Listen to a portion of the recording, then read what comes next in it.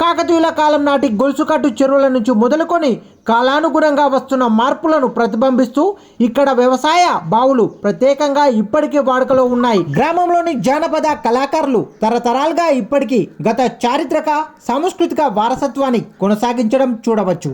కథనం కోసం సహకారం అందించిన రేపాక గ్రామస్తులు వేములవాడ హరీష్ కుమార్, రొడ్ల మధుసూదన్ రెడ్డి, యాస రాజులకు ప్రత్యేక కృతజ్ఞతలు.